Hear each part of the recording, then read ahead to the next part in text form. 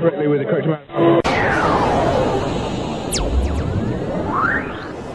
D20 Radio, where gamers roll. www.d20radio.com. Roll for initiative.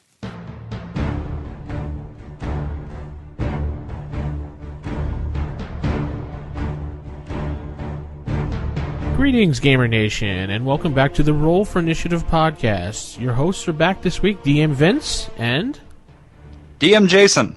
How you doing tonight, Jason? I'm doing really good tonight. Thanks. Well, we're back with episode number 3. Well, so far we made it to number 3. It's a couple down underneath the belt. We're doing good. We had some good feedback, and as you can see, we've joined the D20 Radio Network. Yes, that was really wonderful of them. I'm looking forward to hearing from all the listeners. Yeah, and you can contact the D20 Radio Network and see our show in their forums at d20radio.com. And you can download their shows there as well, like the Order 66 podcast, which is the flagship show of D20 Radio, hosted by GM Dave and GM Chris, and that's a Star Wars-related podcast. And we also have a couple more. Go ahead, Jason. Yeah, well, there's Radio Free Hamlet, which I've listened to for quite a while now. They're great. I think they're on number 36. I think Adventure 36, as they call it. Adventure 36.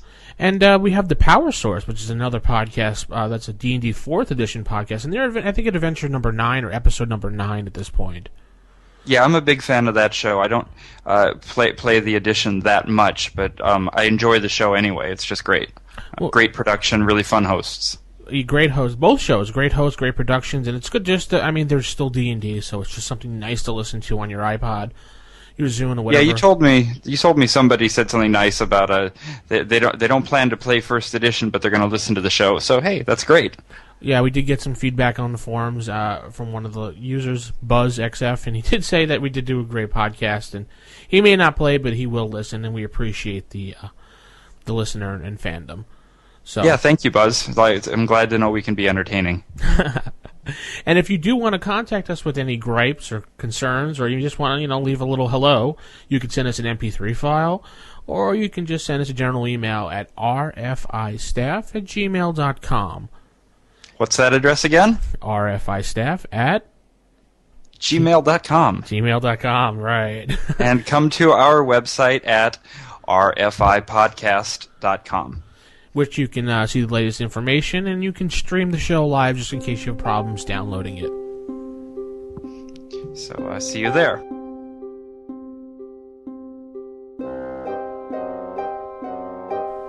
Okay, we'll move on to our feature segment this week of rebinding your books. As you know, Jason, there's a lot of books out there that have some warped covers and some bindings that are gone and ripped to shreds. So there's a lot of people that like to collect these books and like to keep them in good condition. So what we'll do this week is we'll take a look at how you can rebind your books so you can keep them in good condition and usable condition. It's great if you're out buying some books or if you're just trying to repair your own.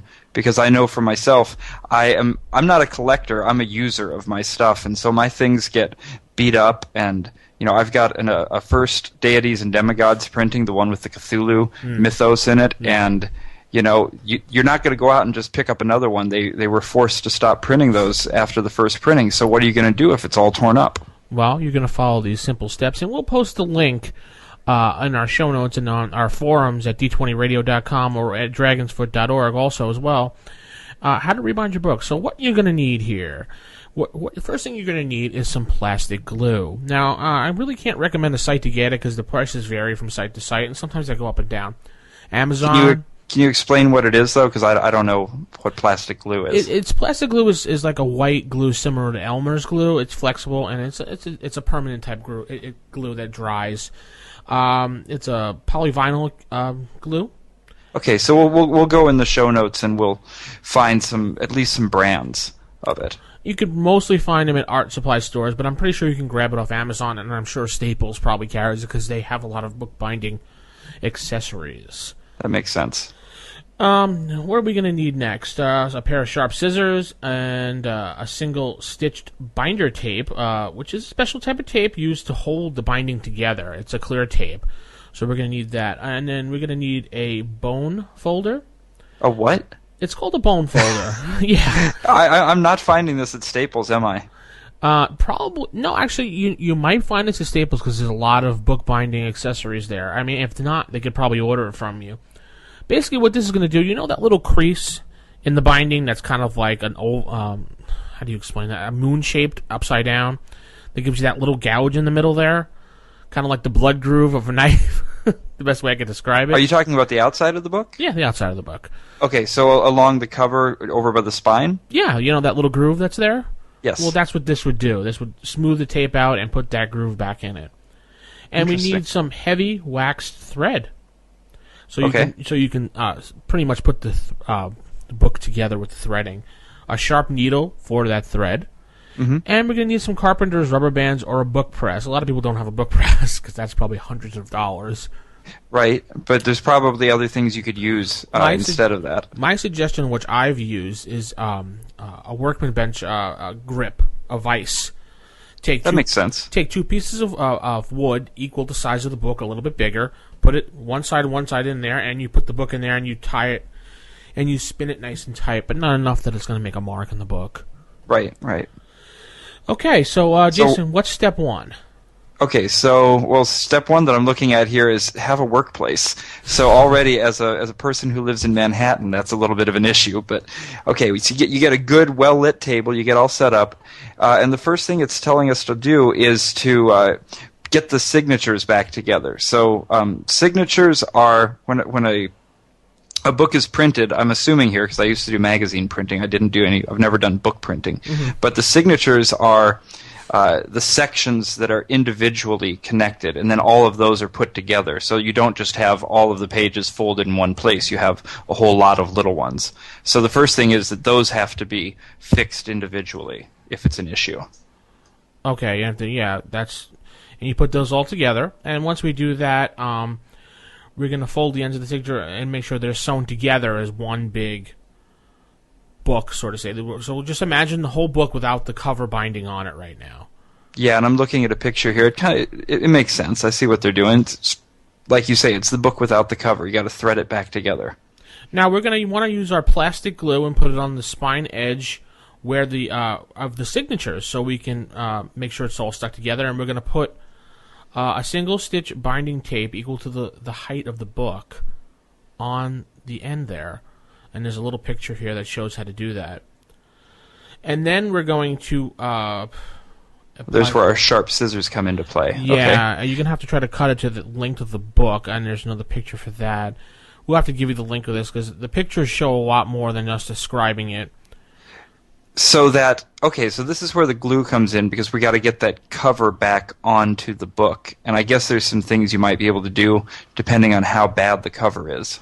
Right. I mean, if you just have a simple, a book that maybe just the cover's a little loose on it, you just may need some glue, and you might need a little bit of a brush or a long, some supply shops also like the long Q-tips for gluing things in certain spots that you can't reach with your hands because it's so small.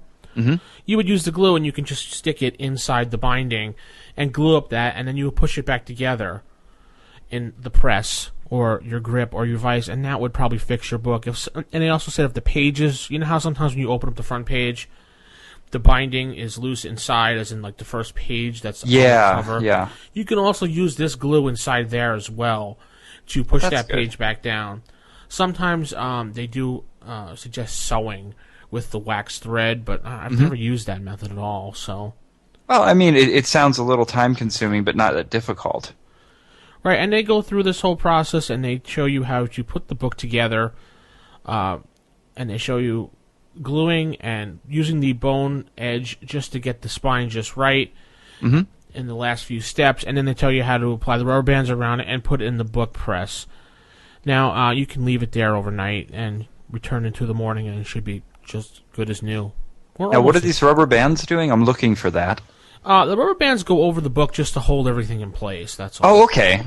So what you're doing with the book press is you're giving the tape and the glue and everything time to set for the night? Mm-hmm. Okay. And then once you move everything from the book press and the rubber bands, you should have a good, solid binding again. I mean, it's not going to be like the original binding, but it should be enough to hold the book together and look good. Yeah, and this isn't for somebody who's a collector and is trying to repair 300-year-old books to sell them at an auction. Oh, No. No. This is because we use our books every day, and we want to be able to keep on using them. Some people have I've asked this question in the Dragonfoot Orgs forum. Sorry about that. And a lot of people have said duct tape. No, I didn't like that idea. And what does duct tape do to your books, Jason? It destroys them. Yeah, but duct tape is the universal tool that cures all. Yeah, but I mean, it turns to goo in a little while, and the page starts to fall off, and then when it falls off with the duct tape, it rips it, so it makes it even worse. Well, the Mythbusters built a boat out of it. Yeah, I'm just saying. That is no, true. You're right. Duct tape would have actually been my first solution, and you're right. It's probably a bad solution if you want to keep that book for more than a couple of months afterwards. And if you go to Broad Dart or Demco, if you do a search for them on the web, they do have, as I see on this website, a free book repair booklet that gives you more details on all the things we just said, plus this website, which we'll list in our show notes, linking.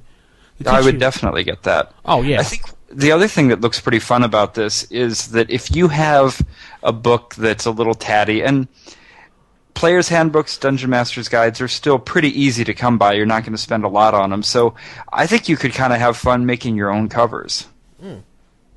You don't just have to repair books. You can actually, or, with a lot of the things out there like the Ostrich system, things that are available in PDF or for download, that you could create your own books by hand. Yeah, definitely.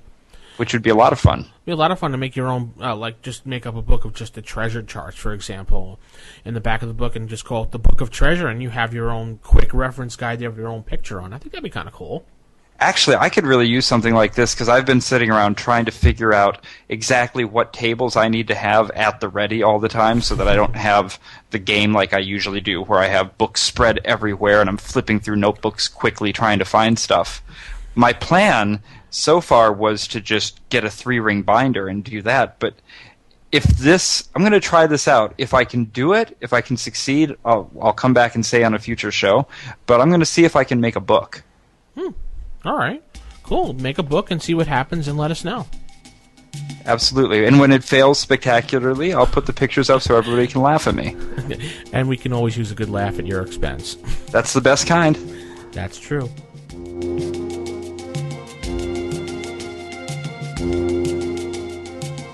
Jason, just want to let you know that when I've been checking the mailbox lately, I got really something strange the other day. Oh, really? What did you get? I was walking outside, and I was at the mailbox, and it was a little bit of a cloudy day, and it was cold outside, and I heard this. It's that time of year, yeah. Yeah, I heard this screeching sound, and I looked up in the air. Yeah, screeching sound. Yeah, I thought maybe something. Here, there'd be a pigeon. Well, yeah, in New York, there probably would be a lot of pigeons, but here in PA, you don't see many pigeons flying around here, especially in my area. Yeah. And I looked up in the sky and I saw this bird flying towards me, and I didn't know what was going on, so I kind of backed up a little bit afraid, and I ran back towards the house, but the bird followed me, and it looked like it was a hawk. Wow. Yeah, and I'm like, a hawk? What is a hawk doing over here? And he stopped at my front steps, and he left something there, and when I came outside, it was this weird scroll casing. I've never actually seen a scroll casing before until now. I actually had to go online and look this up. Seriously, because I was like, what is this round circular thing? And I looked online, and they said it was a scroll casing, and it had a lightning bolt on the outside of it. Oh, I hope you didn't touch it. Oh, unfortunately, I did. Well, you're here to tell the tale. Well, yeah, I'm still alive. And I opened it up, and I'm opening it up right now, folks, and as I'm opening it up, it looks like it's a bunch of diaries from someone named Thane, and he seems to be, after reading it briefly, if I flip to that page here, where is that? His name was Thane. I don't understand this. Do you, Jason?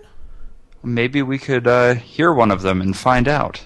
Yeah, let's take a listen.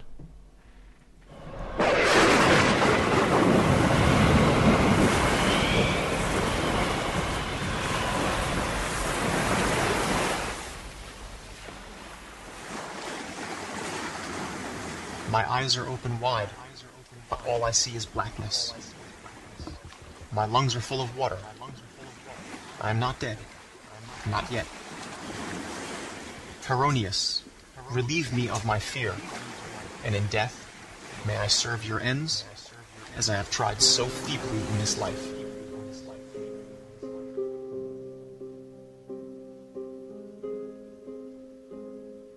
I have had this dream every night since the shipwreck, yet it always ends with my soul twice delivered. For one, I was not afraid. I felt close to him, and death held no strangeness or terror. Did he show me his favor in this comfort, in what by all rights ought to have been my final moment? I was ready, but I did not die. The second deliverance.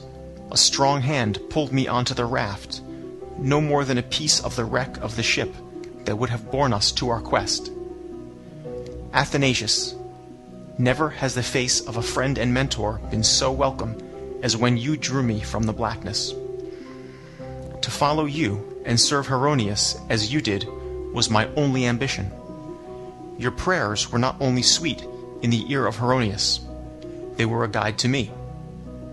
Sometimes, when I wanted for inspiration, or fortification from fear, or discipline in the face of my own lesser nature, I would imagine the difficult, honorable path as advice, given by your voice, and it gave me the strength to do the will of our God. Athanasius, the light of Heronius was so strong in you, and now, snuffed out. In my prayers, I will never fail to mention your name. Now I wear your bolt of silver around my neck, and will raise it and proclaim the power of Heronius. For I shall not abandon it, or our quest. Why else have I been spared your fate, and the fate of all who sailed with us?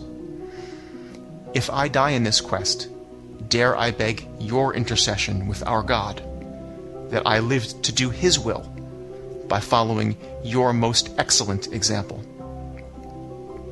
And if I live, I will declare you Saint Athanasius of the god Heronius, and dedicate a temple in the land in which you were martyred, when it is freed by a most deserved crusade from the orcs, goblins, and trolls who infest it.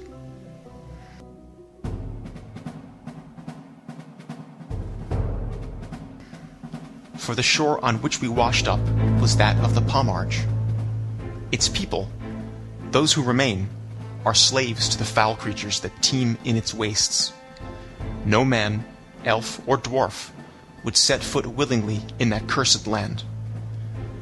5 of us had found each other, survivors of the wreck, and made our desperate flight to the northwest. And I had hope that we could yet carry forth our mission, in spite of our terrible misfortune at sea.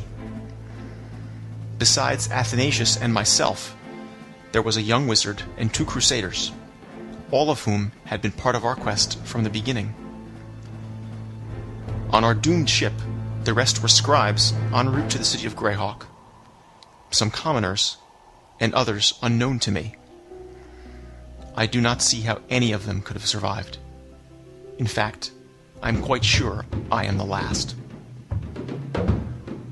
We were correct in believing we were not far from the borders of the wild lands where the foul creatures of the Pomarge fear to wander. We thought by a forced march we could escape. But the smell of the flesh of men in the Pomarge roused a hunting party of orcs. The others knew I could not match them in battle. And though they did not mean to die to protect me, before they turned to face the orcs, they passed to me their correspondence, maps, and a few personal effects, such that I knew without any discussion that I was to survive them if the battle went ill. Orcs are most fearful of magic, and their crude arrows slew the wizard in the first moments of battle. The others were overtaken, 3 orcs to a man, and cut down. or, caught in their nets, dragged off to a fate far worse. I was well hidden, and though the orcs thought they'd finished us, some searched out the area, as close as they were willing to venture to a border that I know is more weakly guarded than they believe it to be. One of them came upon me in my hiding place, and the power of Heronius protected me. I issued the command in the orcish tongue, "Flee, flee, flee!" And this weak-willed beast obeyed a god so much greater than his own. But in minutes, a new hunting party was raised. I'm fortunate to be much more fleet of foot than I am skilled with a mace. Those whom my friends could not defeat, I could outrun. And so, I am encamped alone in a wild land. There is no ship to bear me to safety, and nowhere to go but onward. I still have a quest. I will attain it or die, and death holds no fear for me now.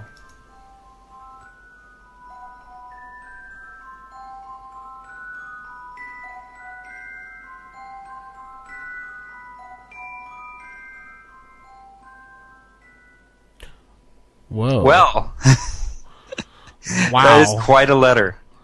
Yeah. If you could have seen this side, you've seen the image that came up, and it was all this like running around and craziness for a scroll. That was amazing. I've never seen a scroll like this before. I've never known a scroll that could actually have a soundtrack. That's pretty cool. That was an amazing soundtrack again. But it was Well, so I guess this is a good time to let everybody know that we are going to have a new feature every week. A new scroll hopefully will be available for us to read each week.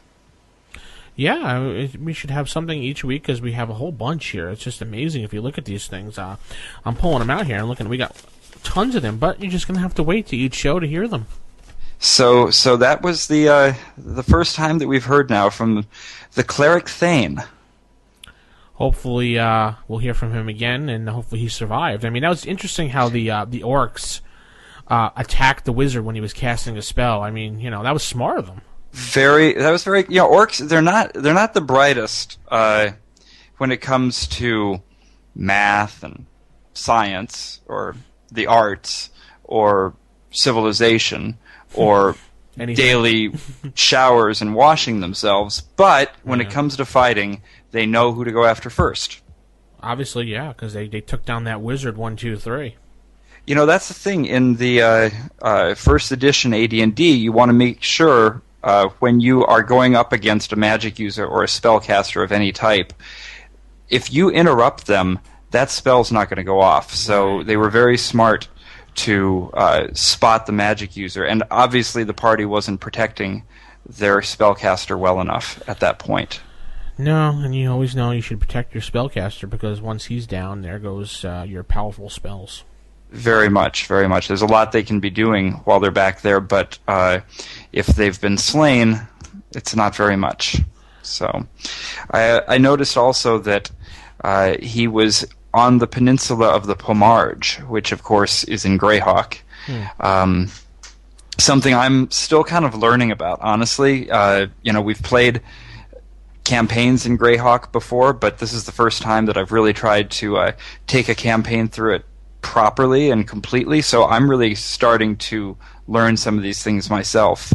The Pomarge is it's on the Azure Sea, which is sort of the center of all of Auric, which is the part of Greyhawk that anybody would have a map for if you've got the official thing. And the Pomarge, I guess, is most well known for having the Orcish Empire there. It's one of the most horrible concentrations of orcs that you're going to find. Oh, I guess then Thane is really screwed at this point. It's not the kind of place I'd want to be shipwrecked, absolutely. I was looking back at the Greyhawk glossography, I guess. Okay. The glossography. And it says here that Pomarge, while there are humans, that there's about 20,000 humans, they think, but there's actually 15,000 orcs and 10,000 goblins. Ooh. So, yeah, and knowing what an orc can do to 3 or more humans, if you've got 10 humans and 5 orcs, the humans are outnumbered. Yikes. Yeah, it's not good. It's not good, so I hope you'll be all right. I heard one other thing there was a clerical spell that he managed to use, even though he sounds like he is a very low-level cleric with a party that was slain even though they were higher level. I did hear him get a command spell in there at the end. Yeah, there were some pretty good effects on that command spell. Yeah, well, that's what magic scrolls can do. But that's a good thing to think about, is that if you're playing a cleric, unlike a magic user, a cleric does actually have the ability to pray for any of the spells that are known to clerics, and so pick wisely. Command is a very good spell to have at first level. Definitely. One word spell, but it's still very useful. Yeah, it's a lot of fun when you're playing to see how a person can come up with how they can be creative about what one word they're going to use. You know, the suicide isn't going to work. No. But that's, I think, the example that's given in the player's handbook, is that you can't tell somebody to die. All they'll do is just fall asleep or pretend to. But flee was a very good word for him to choose. I think in the heat of the moment, he chose wisely. Yes, that got his pursuers away from him and gave him a chance to hide and escape somewhere else, actually. Well, we'll check back next week to see what else has happened to Thane. Yeah, I hope that hawk stays away. It was kind of scary.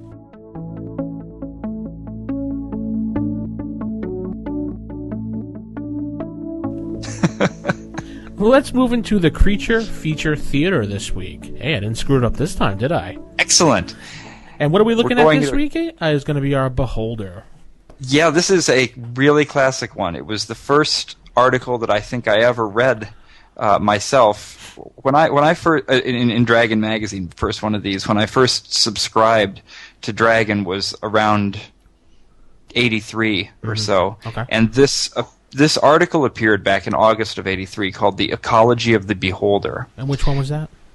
It's Dragon magazine number 76. 76, okay. Yeah, so why don't you give us a little introduction to the Beholder in general? Well, pretty much the Beholder is this mythological, like, giant round thing with an eyeball, and it has these little stalks on it with eyeballs that do different things. Now, if you've ever seen the Dungeons & Dragons cartoon, they had an episode based on this Beholder, and he did all these magical, amazing things with his eyes, and they had to try to defeat it. Well, I mean, a lot of people in D&D history, especially back in the AD&D days, were scared of Beholders. Oh, unbelievable. You see a Beholder coming. I mean, what, 11 eyes and different powers on each stalk? Yeah, no, thank you. If you look at the picture in the original Monster Manual, it's an eyeball with this big gruesome grin and all these little eye stalks on it. Each of the eye stalks do something different, and usually if one of these came floating down that hallway, you were running the other way. And they're not small.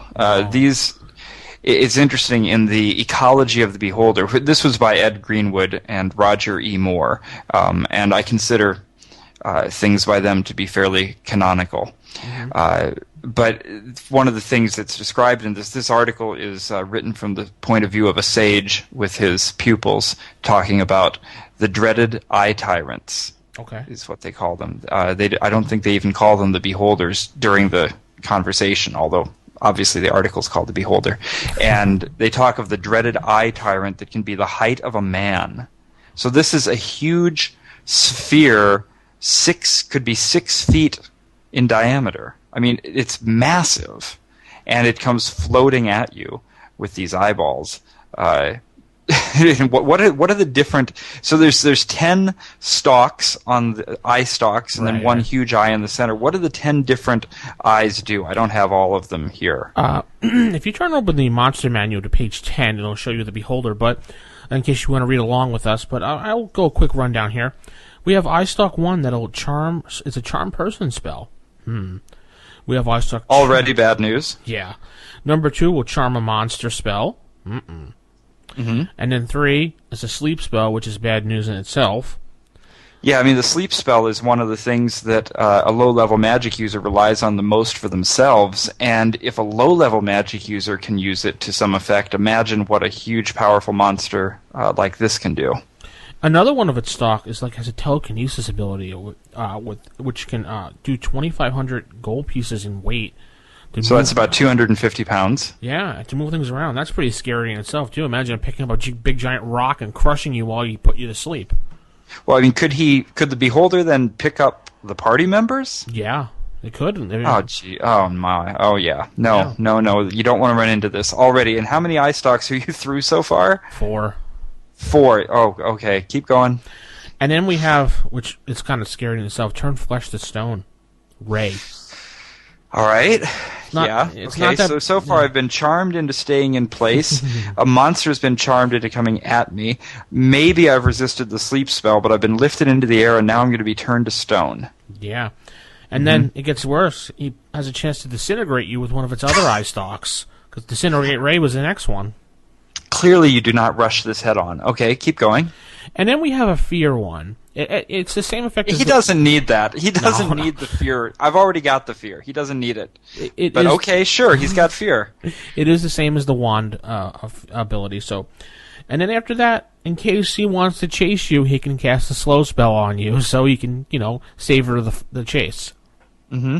And then, on top of that, he can cause serious wounds to you. Okay. Well, he's going to be fighting a lot of different characters in the party, so, maybe one's turning to stone, one's causing serious wounds. All right. Mm. And then, on top of all that, he has a death ray. Oh, no. Yeah, a death ray. Finish it off. Oh, okay. So those are the 10 stalks, and then, of course, what I do know is that in addition to the 10 eyes that are on stalks, there's one huge center eye, that's kind of the main one, that is one of the most feared properties of the Beholder, and that is the anti-magic ray. Right. Each of these eye stalks have a different range, so if it's too far away from you, it wouldn't be able to reach you. So if you're out of that foot range, then you're lucky. Yeah. Well, the anti-magic ray, it's explained in a little bit more depth in the article in the Ecology of the Beholder. Oh, okay. It is a conical ray, goes out from the eye, spreads out in a cone, and it looks like a faintly visible beam of grayish light, and it can extend 140 yards. Yikes. So and I guess if you were playing this, the way to do this during the game as the DM, if you've got if you play Warhammer or any other war game, you might have some templates laying around, those little conical shaped templates, and you could probably use that to kind of figure roughly where that would go, or you could just draw it out, depending on whether you use miniatures or what you do. But essentially, you could figure out just how huge that cone is, and the Beholder's able to actually direct that and move from one character to another. So if you're a spellcaster trying to take down a Beholder, you've really got to be careful. Interesting. It does actually go into a little bit more detail about it as well. This anti-magic ray is specifically against spells and magic items with spell-like abilities. So what that means is that your magic user, your cleric, they're not going to be able to cast spells. Darn. Your ring of magic missiles will not fire any magic missiles. No. But your +2 sword, your +1 armor, those will still function.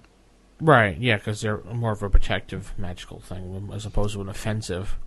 Yeah, well, no, the +2 sword will still work too. The way it describes it is that it's specifically against spell-like abilities. So I guess the distinction is that a magical armor or a magical weapon has sort of an inherent magic that is baked into it, if you will, whereas these other things are magic that has to be triggered in some way, maybe. Or you could just say, look, it's the armor and the weapons work, nothing else does, and that's the way it is. Some other things about the Beholder, the way that it actually levitates. So it does levitate. It has, in the center of its body, so the way that this Beholder is created is this huge, round creature, and you can think of it shaped like maybe a creature of the depths of the sea, except that it's floating in a cave. And it's got these hard plates that surround its body. It's armored. And in the center of the body is its brain. And inside its brain, so the brain surrounds another organ inside, and it's called the levator magnus. And this is the actual organ that allows it to levitate. Now, there's no... And the first thing you might think when you hear that exists is that maybe a Dispel magic on the Beholder would take it down, but unfortunately, there's no magic that can negate this levitation. It's not the type that can be negated for whatever reason. There's some couple interesting things I'd like to point out about this. Now that you're thinking the hit points on this thing is based upon you can take down each eye stalk one at a time if you wanted to. Mm-hmm. And they have a range of about 8 to 12 hit points before they're a little lost, so the DM can decide how you want to do that. Mm-hmm. And most of the hit points is the body, but it just each eye stalk is individual hit points. So it's kind of interesting to see how the party works this out. Now, it's really interesting what you were just saying about based on the books, the DM's going to need to come up with a way to figure out who's hitting where and which eye stalk. So the article did go to the length of codifying this a little bit. So whenever a hit is attempted on a Beholder, you can roll percentile dice to see where the hit's going to land. So there's a 75% chance of hitting versus the body. And the body has an armor class of 0. Okay. Then if you roll from a 76 to an 85, then you're hitting versus the 11th eye, the main eye, the big one. And it has an armor class of 7. And if you are rolling from 86 to 95, then it's the eye stalks, which have an armor class of 2. And above that, from a 96 to a 00, there's the actual small eyes themselves rather than the stalks. And they have an armor class 7, just like the big eye. And you roll a d10 to figure out which one of the eyes you hit, just like you would for the stalk. And if you actually manage to hit the small eye itself, that immediately destroys it and its powers. So it's a little bit of opportunity there to go for the weak spot, basically. Interesting. And this is why it's pretty important as a player to get to know your monsters, because, and I don't mean necessarily read all the books, because that's kind of silly. Metagaming. Yeah, it's metagaming. It just goes. It takes the fun out of it. But what I mean is that for the player characters to try to learn these things. So if you know that you're going to be going to a particular place, dungeon, cave, forest, whatever, and before you go into that adventure, you should really take the time to try to dig up legends and stories and rumors and news and whatever you can about what lurks there, and then go to some sages, try to find these things out, because if your DM will rule that you're able to actually discover these things ahead of time, then your character could go in knowing, I can hit the eye and I can take him out. Another thing interesting about the Beholder is it's an exceptionally intelligent creature. Unlike most of the creatures out there, you have a 50% chance, if you're a powerful party, to negotiate with it. So that maybe, absolutely. Yeah, so maybe he won't attack, and maybe he'll take some money and just turn the other way. Well, they love treasure. They definitely hoard treasure. I think if you're going to negotiate, it's going to be hard, because on the food chain, Beholders are at the top. Humans in this world are not the top of the food chain. In fact, that is the Beholder, who actually loves the taste of human flesh. In this, it says that the things they love to eat the most are horses, cattle, and humans. Wow. So if you're going to negotiate, you better be very powerful and a huge threat, or have something that it really wants and cannot get by simply eating you. True. And I know you're probably thinking, well, how am I going to communicate with a Beholder? Well, they do speak their own language, but as we all know, playing First Edition, each alignment has its own special type of language, too. A little bit. It's like a cant, I think, or alignment language, yeah? Right, and they speak lawful evil. They're lawful evil. They're lawful evil, and they actually really conform to the idea of a lawful character in that they also tend to attract followers, which is another kind of important thing to know about a Beholder. If you're going to go after one, if you think that you've caught a Beholder in its lair unawares, it may have its followers that are herding you into place and maybe right behind you at that moment. Interesting. Yeah, the followers of a beholder most typically are gargoyles. This is because beholders they prefer gargoyles as servants because gargoyles are a bit thick. They're not too bright. It's very easy for the beholder to keep them charmed and enthralled, and they're not likely to rise up against the beholder, and they don't have to be worried about being turned to stone, of course, because they are. So there's that. So you really do have to watch out for that. There's one other thing that is very valuable to know about the beholder if you expect to ever go up against one. Of all of the defenses that they've got, of all of the strength and the armor and everything else, they can't be magicked away from being able to levitate. You're not going to destroy them head on in a combat like that. But they float. And they float by levitation. Mm-hmm. So you might see where I'm going with this. Mm-hmm. They're not very good at resisting heavy winds. It specifically points this out. This is why you find beholders in dungeons and caves and underground and places where the air is very still. Because if they tried to go out to the forest or the plains, they would just float away like a balloon. Wow. That'd be kind of fun to see that. So, if you've got some spells, some weather control, or if you just have... You don't even need a spell. If you can figure out a good mechanical way to create a huge wind, you could blow that beholder right into whatever you want. Yeah, that is a good point. I mean, when they used it in the cartoon, referring back to the Dungeons & Dragons cartoon from the 80s... I didn't see this episode, so tell me what happened. The beholder actually confronted them in a valley. So that was kind of weird. I mean, considering that they mostly, will stay inside of a cave or a dungeon or something, this was out in the open. Yeah, if it was actually in a valley and it actually had been windy, a beholder would have a beholder would have blown away. And the real world. Yeah, the real world, the real D&D world. In the real world, a real beholder would float away. Well, you know what I mean? Yes, that's right. But and then it's funny, they defeated the beholder in the cartoon by showing it a pretty flower. Oh, yeah, that probably don't try that in your game unless your DM has a great sense of humor and a love for the 80s cartoon. Probably is not a good thing to do. Oh, this reminds me of thinking of if you have a good DM and a love of the cartoon. I used the beholder in one of my campaigns, about 5 or 6 years ago.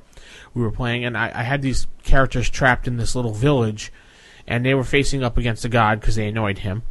It was one of my homemade gods. I think I called him Xander with an X. Nice. And he said, you will have to face one of my champions. And he showed an image of a beholder. And the god said, you have approximately 10 of your mortal minutes to prepare. So they sat there and they drew out this elaborate thing, what they're going to do to beat this beholder. This building's going to do this, and then when the beholder comes down this way, we'll run down this way, and this will fall on them, and this trap will go off. And then they had the thief stand out in the road to wait, just so while they're preparing the trap. So they had two thieves. So one would stand out in the road and watch us at like a point lookout, and he stood out in the road, and I said, you see, and I cut my hands together, I see in the distance, you see the beholder coming towards you, slowly drifting. And you're like, oh no, he runs back, and he tells him, everyone gets into place and running, and he comes back on the road, I say, and I cut my hands together, I go, you see the beholder coming into town. And he's like, well, he's looking at it, and he's like, wait a minute. He goes, I take a close look at it, and I go, the beholder's only about approximately 3 inches 3 inches in circle diameter, and he comes up to maybe your shin. And then they all got so annoyed at me. I had them going with that. I laughed hysterical because they had this big elaborate thing planned out, and the thing just walked in, and the rogue just pretty much stomped on it. That's awesome. So I had fun screwing with them. Oh, that's great. Although, so sticking to the ecology, actually you did raise one more good point, though, about beholders in terms of size, which is how small could a beholder ever be? 3 inches? And actually the smallest they're ever going to be. What happens is it's not really clear on how they reproduce in terms of sexual reproduction, but they lay eggs. I guess the eggs are produced inside of the beholder, and they spit the eggs out. And if you ever, as a player, run across these beholder eggs somewhere, you'll know because they have a foul, repulsive odor. They're dead white, they're spherical, and they're very leathery. And the eggs swell up over time before they hatch. So they swell up as big as about 3 feet before they hatch. Oh. And then right when it's time to hatch, the beholder will actually burst out of the egg. He'll eat his own egg, and at birth has all of the powers of a beholder, although less hit dice and hit points and things like that. But the smallest beholder you're ever going to encounter is going to be about 3 feet on average. So even the babies are dangerous. If you find the eggs, destroy them. Yeah, but that does bring up an interesting point. Now, what if you did find an egg, and the PC took the egg and kind of nurtured the egg for a while, pretending to be its mother? Now, would that beholder come out and instantly attack, or would it consider it a mother? Well, beholders in the ecology article, it doesn't talk much about family structure. It doesn't sound like they have any family structure, so I would expect that it would simply start attacking whatever it saw. But you could decide if you're that type of a DM. Yeah, I would think this is a DM call. I mean, tell us what you want to do, folks out there. Write us, rfistaff@gmail.com. What would you do with that beholder egg in your group? I'm just imagining a magic user with a beholder for a familiar. This is not good. No. Okay, well, we're going to wrap up the Creature Feature Theater for this week on the Beholder, and you can always look it up in the Monster Manual on page 10, or you can grab the Dragon Magazine. What was that one again, Jason? 76? Yeah, Dragon Magazine number 76.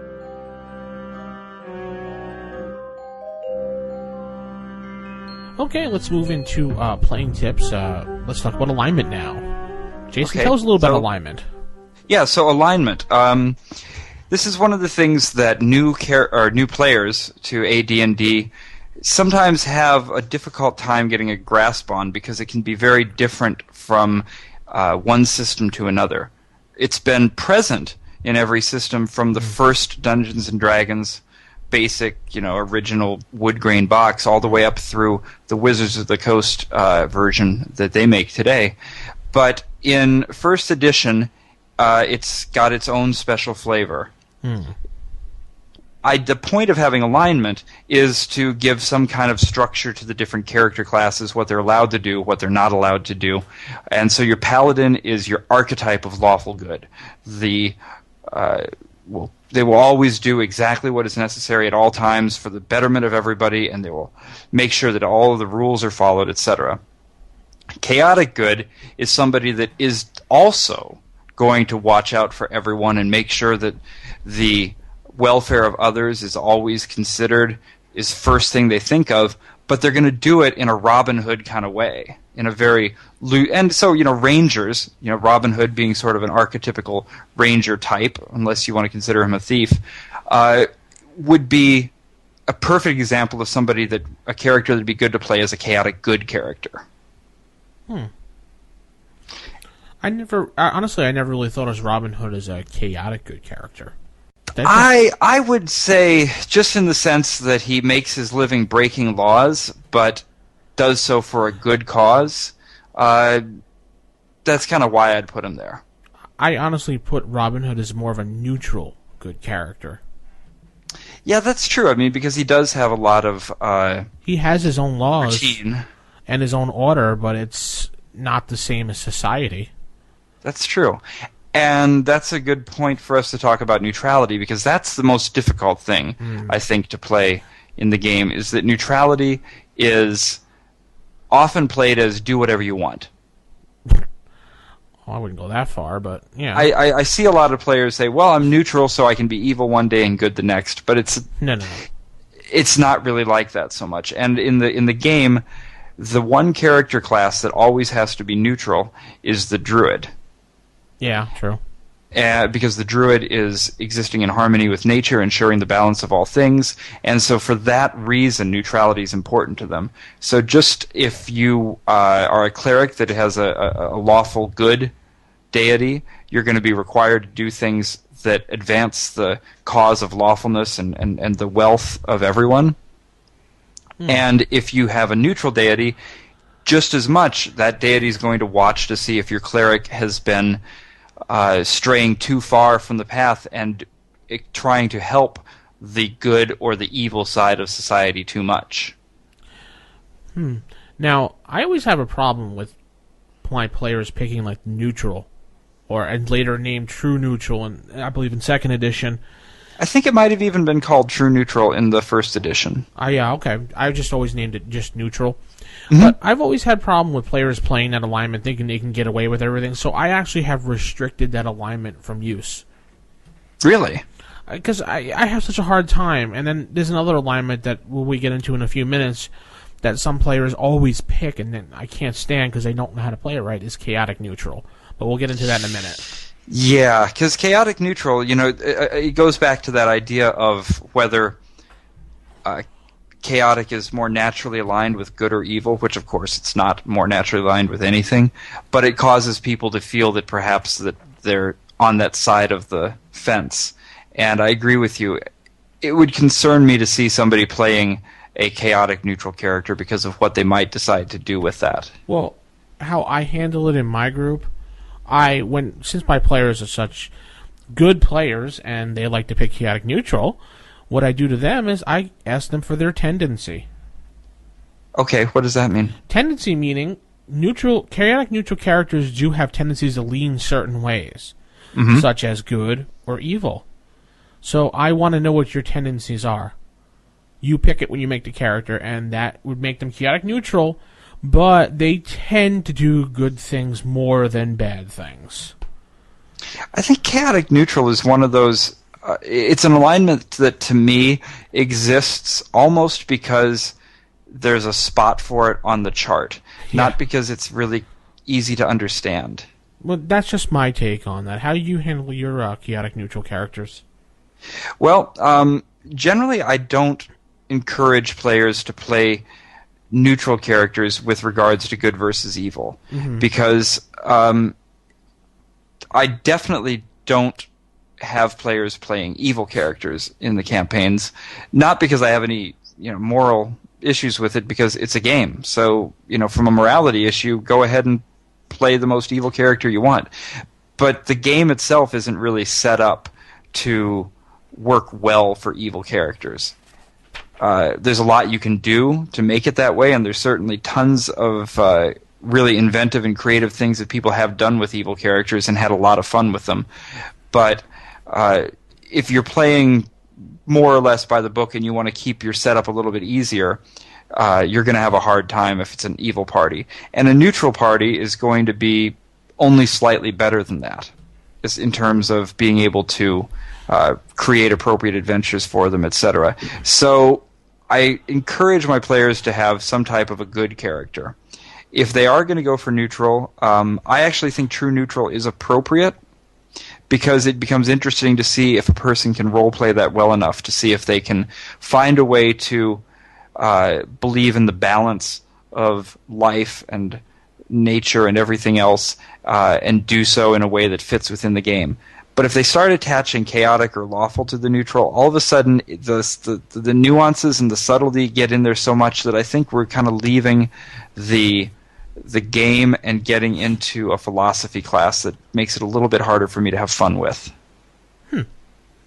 Now, taking a step back, you had mentioned that chaotic evil is not necessarily the most dastardly evil alignment in the chart. In fact, I'd say that if you wanted to have a most evil, maybe lawful evil is, because they're going to be more effective at it. You know what? I'm thinking neutral evil, because whenever I see neutral evil and looking at that description and how it's played, they're like the utter complete bastard of the group. They don't care about anything, anyone, and even themselves at certain points unless it benefits them somehow. So I'm thinking that neutral evil character is going to be that ultimate evil character. What do you think about that? Actually, you're right. I think if I was going to create a really worthy opponent for the players, neutral evil NPC would definitely be the type. I hadn't thought of it that way. Okay. Well, now that we've discussed all the alignments and how your characters play them and which one's this way and that way, what happens if your character is neutral good and then suddenly does some acts of evil and becomes neutral evil or chaotic evil? What does the book say for that, Jason? So now you're getting to the point of why alignment actually even exists in the system in the first place. Because the truth is, while most of AD&D exists in a sense as a modeling or a simulation of a fantasy world, alignment is something that doesn't really have a real world equivalent. People in the real world don't have alignments. Somebody isn't like that. So the reason that it's in the game is because there's certain things that rely on those alignment tendencies, such as the powers granted by a god, which is generally going to be for a cleric, or a paladin, or a druid.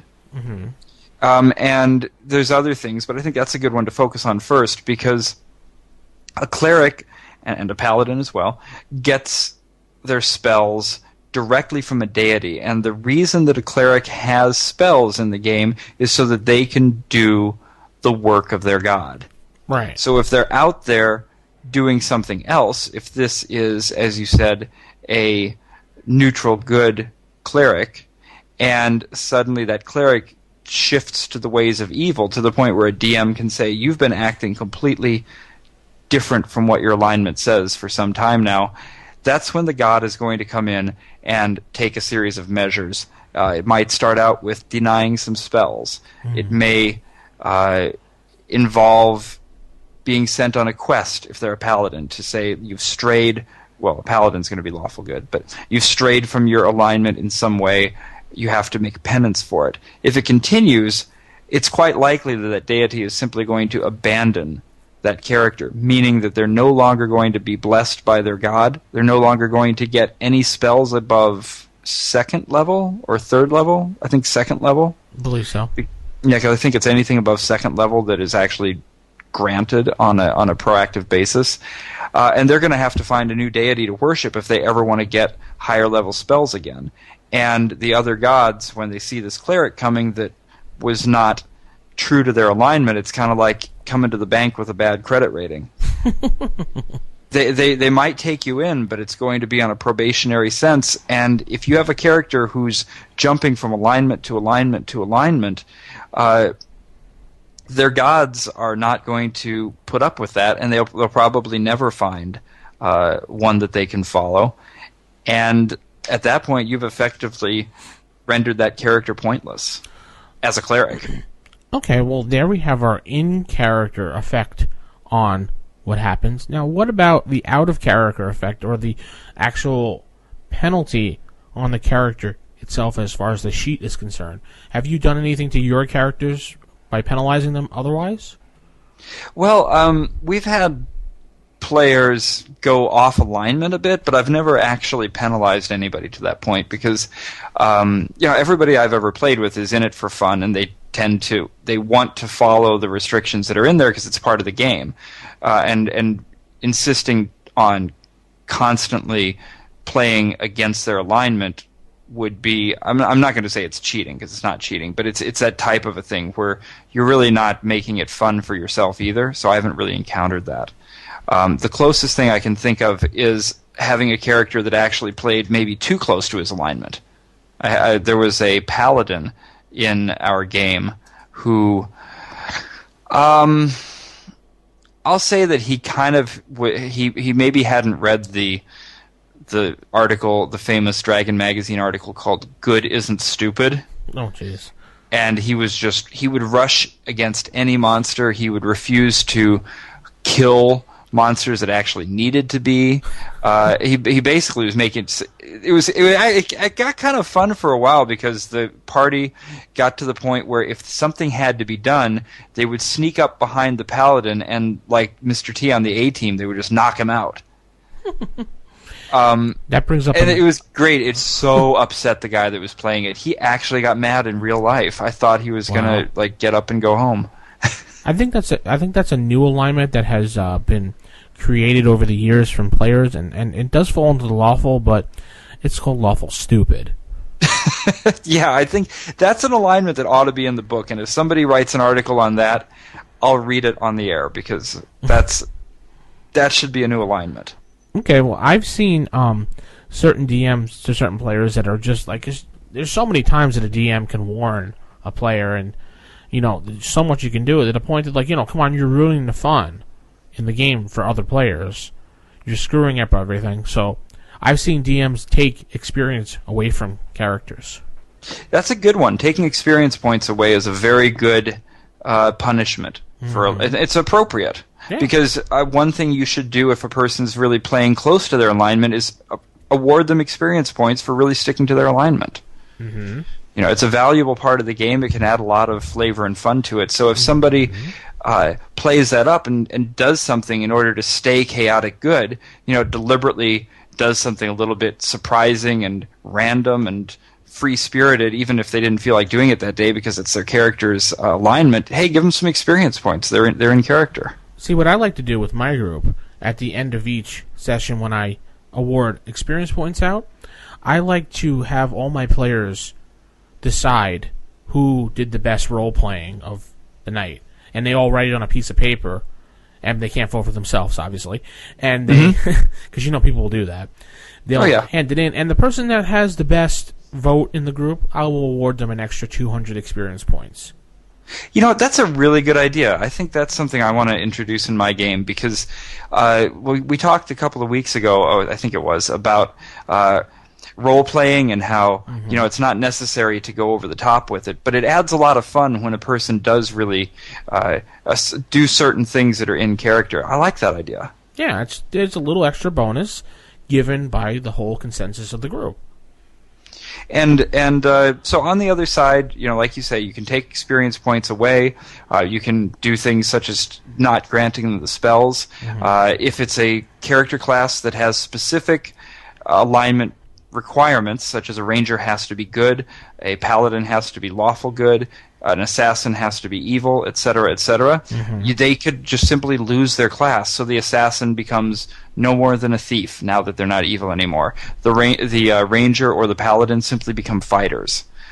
Or as in another really good article from Dragon Magazine called It's Not Easy Being Good, this was Roger E. Moore again, and he was talking about things that come up, in fact, came up on Dragon's Foot recently, which is questions about things like torture and killing prisoners and those types of things. And he said he had a paladin that was engaging in all of these clearly evil behaviors, and he got so fed up with it after repeated incidences that he had his god simply strike the paladin down in a bolt of lightning, and that was it. Dead paladin. Okay, well, folks, if you want to tell us how your group experiences go with alignment and how you handle alignment as a DM, shoot us an email, rfistaff@gmail.com, and we'll read your emails on the air, and we will answer any of your questions. And even if they are not that great of emails and you want to say something bad, we'll read those too, just so people can hear what people are saying about us. And if you want to take the time, jump on iTunes and give us a rating. We'd appreciate that, and we will spotlight those people on the show as well.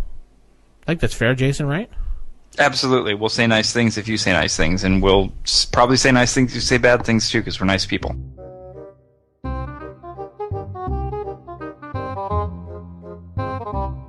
Okay, folks, let's move on to the Dragon's Hoard, and this week we're going to take a look back at Dragon Magazine number 41. Now, every once in a while, they'll put a nice little magic item in there, or a little to-do in there. But this week is going to be the Glowing Globe in Dragon Magazine 41. And in the interest of time, we're just going to go over this really quickly. So, Jason, give us a little breakdown of this Glowing Globe. Well, the Glowing Globe is a magic item that you don't want. No. I love it. It's something that it's a luminous globe that floats always above and just behind the shoulder of the person who first touched it. Ooh. So there was an old song, I forget, that was about a boom boom boom that somebody found on a beach and they've followed them around the world. Well, this is like that. You go and if you touch it, instantly you've got this glowing globe that's going to go everywhere with you. Ugh. And you're not going to be able to dim the light. And you're not going to be able to sneak up on anybody. You're probably not going to be too welcome in taverns or in hotels or anything else, as you have this thing that just goes everywhere with you. Wow. And how do we get rid of this globe? You don't. You just don't. The globe, you can't control the brightness. You can't turn it invisible unless you have a wish. And you can't remove it unless you have either a limited or a full wish or a remove curse. And that's about it. And also, if someone touches your globe, they inherit another globe. Oh, do they... So if you've got a globe and somebody comes up and touches it, a second globe comes into place? Yeah, I've done that before, just to get a rise out of my So you party. can have a whole party that's the party of the glowing globes. Yeah, and this is a good way to smack the hand of your thief in the group, or smack the hand of the fighter that's just constantly taking things. Well, you know what? Maybe you should look before you just grab at random things because you want them because they look cool. Okay, so that's the glowing globe in Dragon Magazine number 41, which is... It's just great. I'm going to use one of these. Definitely check it out and tell us what you think about it. rfistaff@gmail.com. Moving on to the Stickler's Spotlight. This is a big one for a stickler out there, keeping track of. And that is a blank underline because there's so many different things in AD&D First Edition you can keep track of. So what are we going to talk about this time? Wow. So this time we're going to talk about keeping track of things like your arrows, your darts, different things that you have to carry a lot of and that you're going to use on a regular basis, food rations, the things that are actually carried by a character that get used up, the consumables. Mm-hmm. Is this really important? Yeah, it is important. At least I think so. Yeah, I think it's sometimes it's difficult because, you know, for a DM to be keeping track of things all the time. I know in my game I'm keeping track of the time. You know, I'm marking off segments and rounds. I'm trying to keep track to some extent of the things that the players are carrying, but I also want to be able to rely on my players to mark things off as appropriate as well. Right, and as far as those are the things that players keep track of, their ranged weapons, their darts, their arrows, how many rations they are, and you as a DM could, you know, for the rations say a certain amount of time passed, you minus rations, and you will have to leave it on the honor of the player to, you know, get rid of it properly. And most players will not cheat on those things because, you know, that ruins the fun of the game. Well, yeah, that's the thing. I mean, with a game like AD&D where there's no winner, what's the point of cheating? Exactly. You're just taking fun away from yourself. But now here comes an interesting thing. The charges on, say, wands or a sword or something like that. Now, are we going to tell the player that? No, of course not. You don't tell your player that. Unless, well, wait, actually, before you continue, Jason, you may tell your player because you may not really care and you don't want to keep track of that. But what's this, you know, the DM has to have some fun. Yeah, I mean, I think that's one of those things that you can really call based on your game. I would, if somebody was asking me what to do, I'd recommend saying that the DM should keep track of it, and like you just said, have the player be surprised when that charge isn't there at the moment they need it. Yeah. It also encourages them to have to go and find a way to discover just how many charges there are. I think, again, we talked about in the past about an identify spell. Would an identify spell give you that kind of information? Yes, identify spell would tell you how many uses. Mm-hmm. So that's good because that way a player could keep track of it themselves. But in any case, this is one where you could argue whether or not some resource management is necessary. But in the case of charges on a rod or a staff or a wand, absolutely, you're going to have to keep track of that.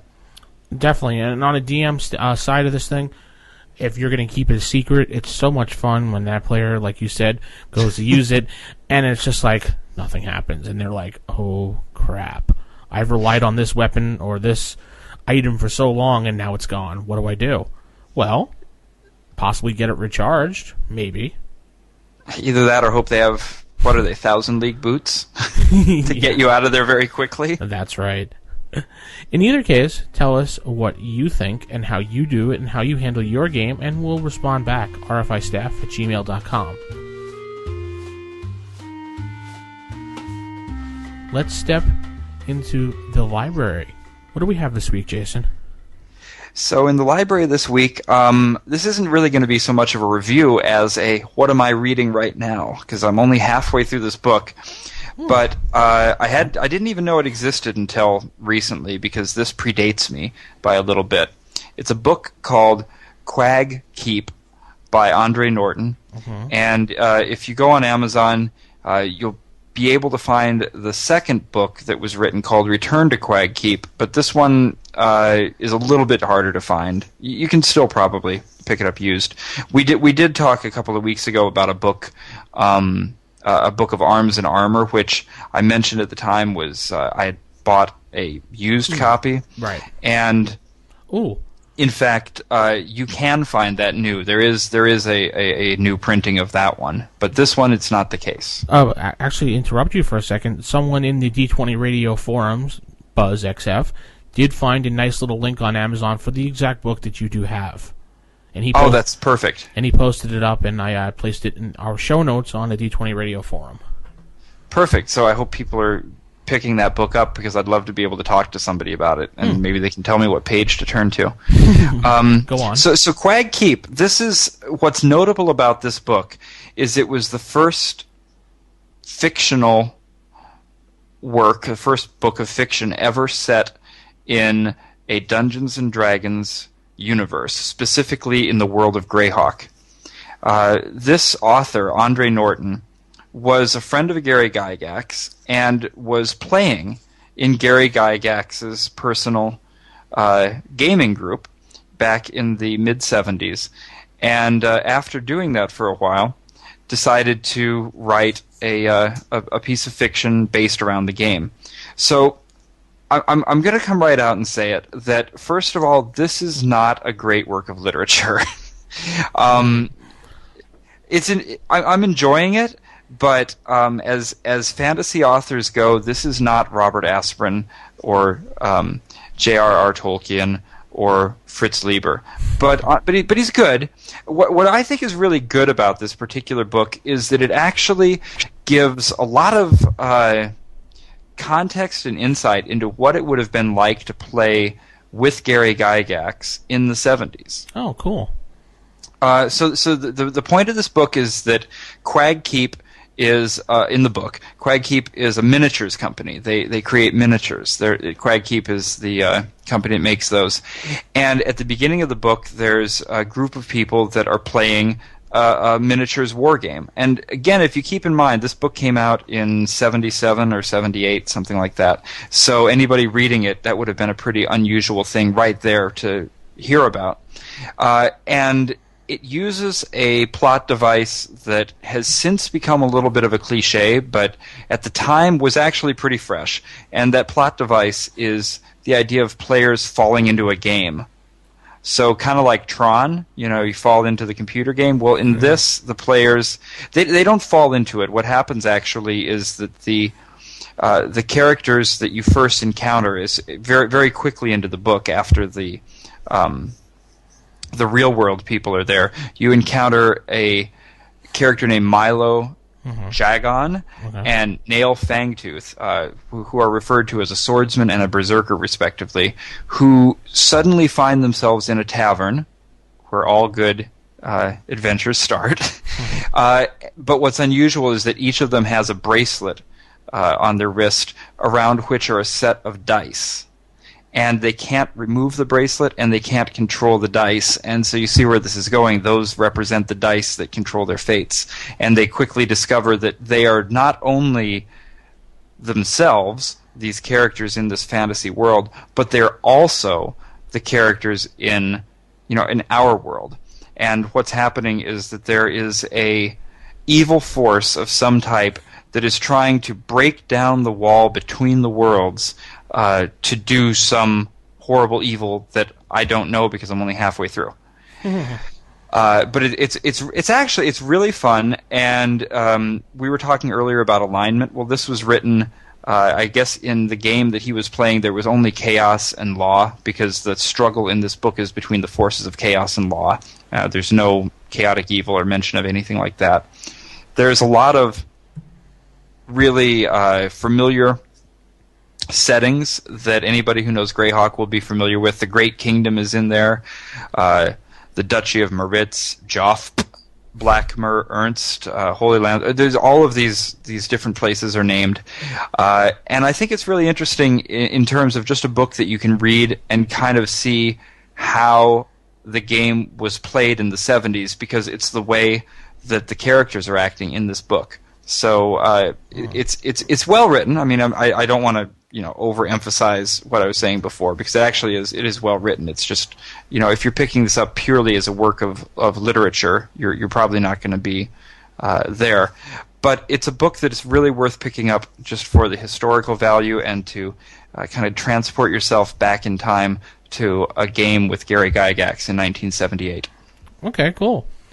Shoot us an email and tell us what you're reading, and if you have read this book that Jason has in his hands, tell us what you think about it. And don't tell me how it ends, because I'm only halfway through. Okay, folks. I just want to thank you again for tuning in to the Roll for Initiative podcast. This was episode number 3. I am one of your hosts, DM Vince, and I am DM Jason. And we'll be signing off, and we'll be back in a week. And if you want to get in contact with us, rfistaff@gmail.com, and our website, which you're working on, Jason? That is the RFI podcast. Oh, no, don't put the. Just it's www.rfipodcast.com. So go on there, take a look, drop us a line. We will read everything you say. And you can also go to the d20radio.com/forum and give us a shout out there, because we have our own space, or you can reach us in the Dragonfoot forum, dragonfoot.org/forums. And we'll be signing off for the week. Have a good night, folks.